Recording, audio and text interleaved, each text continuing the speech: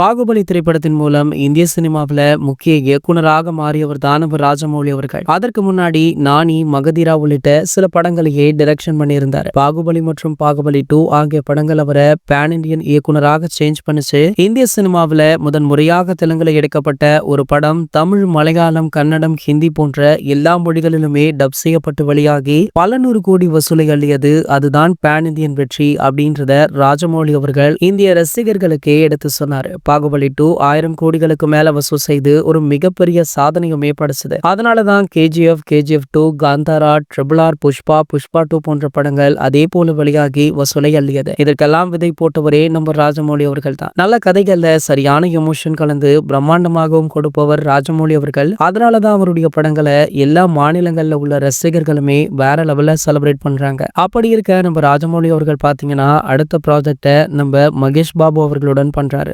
இந்த படத்துடைய பட்ஜெட்டுமே மிகப்பெரிய அளவுல இருந்துட்டு இருக்கு. படமுமே பாத்தீங்கன்னா 2 அல்லது 3 பாகங்களாக வெளியாக இருக்கா.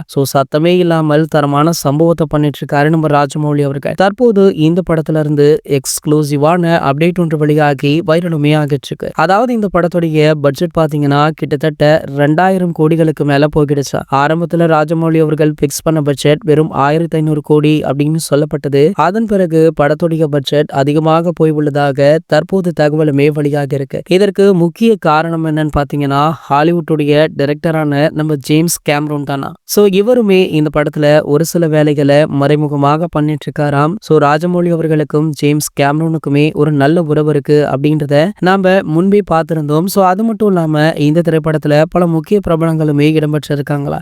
இந்த படமுமே ஒரு பேன் இந்தியன் படமாக ரிலீஸ் ஆவதால மத்த இண்டஸ்ட்ரியில உள்ள டாப் பிரபலங்களுமே இணைஞ்சிருக்காங்க. தமிழ் சினிமாவில இருந்து பாத்தீங்கன்னா இந்த படத்துல நம்ம அஜிசருக்கு அழைப்பு விடுக்கப்பட்டிருக்கா. AK அவர்கள் இந்த வாய்ப்பை சரியாக பயன்படுத்துவாரா அப்படின்றத வெயிட் பண்ணியுமே பார்க்கலாம். இது போன்ற சினிமா செய்திகளை பற்றி நீங்க உடனே தெரிஞ்சுக்க நம்மளுடைய சேனலை மறக்காம சப்ஸ்கிரைப் பண்ணிக்கோங்க.